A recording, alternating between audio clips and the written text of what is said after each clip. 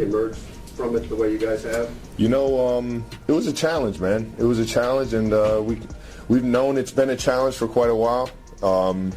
That being said, there's only one way you beat a challenge. You just take it head on, man. And I got a lot of love for Coach Reed and the way he's challenged us throughout this process, this last 3 games, and how he's challenged us all year. You know, we don't get 15 wins without the leadership of that guy right there. So it's a lot to do with Coach Reed and his ability to get us right.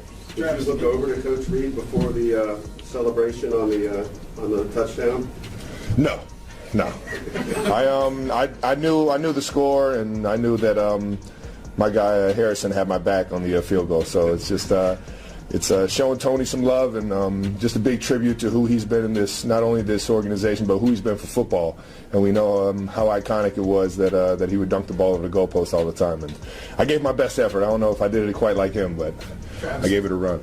Travis, to secure the 1 seed for this team, like you said, 15 wins after this stretch, what does this mean for this team just going forward, but also just the resolve of the team to get to that point? I mean, you know, it's just checking another goal off the list. You know, win the division, get the first seed, so we get that first round bye, and every game that we play has to come through Arrowhead, and you know, we have a lot of pride in you know, doing that year in, year out. I think Coach Reed, I just mentioned it, he's the best at challenging us every single week and getting us right and ready to play, and I think it's you know, it's an honor to be the number 1 seed, but at the same time, we know from last year anybody can beat somebody anywhere. So it's just being focused, knowing that we got to be smart with the time that we have, and finish this thing off. Travis, you guys have had that first round bye before, of course.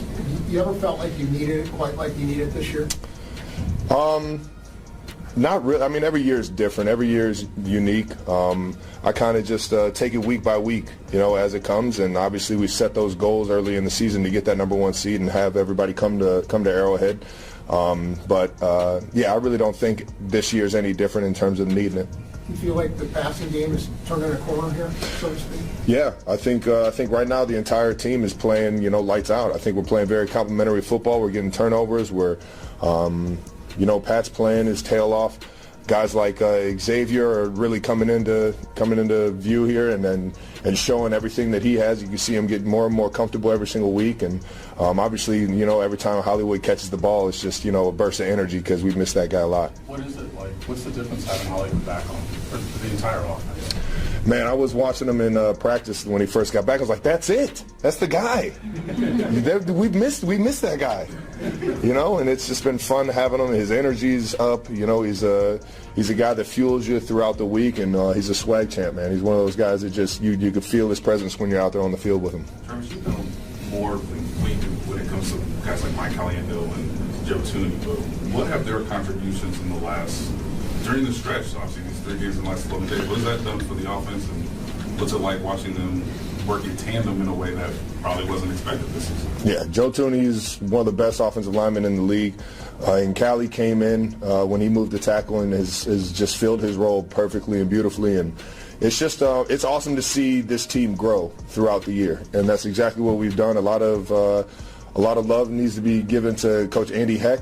That offensive line room, he's been able to get those guys playing better and better as the year goes on. And right now, I mean, Pat's looking pretty comfortable back there, and it's because those guys up front are playing physical, and they're playing really well and playing in sync. And the biggest thing, and you know, it's fun to play next to those guys for sure. They're the heartbeat of the team. Travis, like you said, every season's different. The journey of this season has had a lot of, you know, sort of quirky things, but also you guys steadily becoming who you are. Can you just describe what it's been like to get to this point for the team and for yourself, where you are now? You know, it's fun building the chemistry of a team. I can look back on a lot of the teams that we had success on, and those were the most fun teams to be on. You know, you could feel it in the building, and right now it's such a blast coming in and going to work with the guys that we have. And it's more unique and more different than any year I've ever been a part of because of the way we've won and how we've had to keep focusing on getting better, knowing we were coming away with wins. So it's just the chemistry is at an all-time high right now, and I'm excited that we found a way to get the number 1 seed, and we're going in the playoffs playing our best football. And just the arc of your own season, it's been a lot of different things. You've contributed in different ways and different spurts and bursts. What would you say about it? I mean, I'm happy with my role right now. I'm out here helping this team win football games. We got a lot of good tight ends. We got a lot of wide receivers that are getting open, that are doing great things with the football. And Pat's playing at his best going into the playoffs. So it's a year a little bit different than others, but it's still a blast coming in every single day. Anytime I'm able to step on the field, that's the goal. Have fun, most importantly, and always try to finish with a dub. And today we was a little unfortunate, but we preached on giving high effort. I think a lot of guys flew around. A lot of guys got new opportunities, and we're going to keep it going. We got 2 more opportunities left at the end of the season, and we're going to try to finish strong. Chris, a fairly unprecedented situation where you've lost a starting quarterback in 2 consecutive games.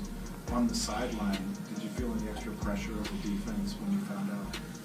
I mean, it's always unfortunate to just lose a player. Better yet, we're talking about a quarterback who facilitates the ball on our team. It's definitely an unprecedented situation that I never been a part of. But as Coach Reed say, we just we work with who we got and we just keep it moving. Defense, we always have the pressure on us to stop, give our offense the ball in good field situation and get off the field on third down. So, today it was no different. Because you've never been in a situation like this before, how important is it, you, the leader on this team, to rally around a practice squad quarterback that's got to come in and lead your team for the majority of the game? I think my job don't change on this team. I'm still who I am. No matter the record, if we were 0-16, I'm still who I am. I still play the game with passion. I still love what I do. I'm still going out there fired up every play, every opportunity I'm on the field, and everybody else on defense. It's not our job to predict the situation. We're in a very unfortunate situation where sometimes you can't control it, and it's okay. You can finish strong. You can worry about the things you can control, which is your attitude and your effort. A lot of people can talk when they're up. It's about those that has character when you're down or when you're not in a favorable position. How much do you feel like you have to still train today? I mean, we're talking about starters on our defense, very important pieces on our defense. We're talking about a corner who's made All-Pro in the last 2 to 3 years. We're talking about Leo Chanel, who we can move around. I mean, their presence definitely was missed, but also gave us the opportunity to look at younger guys who has the opportunity to play today. Probably didn't have the opportunity when it was there. So, it's a building point, something we can build off of, especially with the younger guys going into this Thursday. You're largely a constant guy, a constant presence. What tells you that maybe this season's more of a blip where you guys are going to be able to really respond? Not only the 2 games, but next year.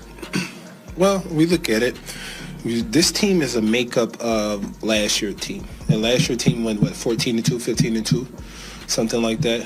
And there's not many pieces missing. And then you look at what's the difference. The difference this year is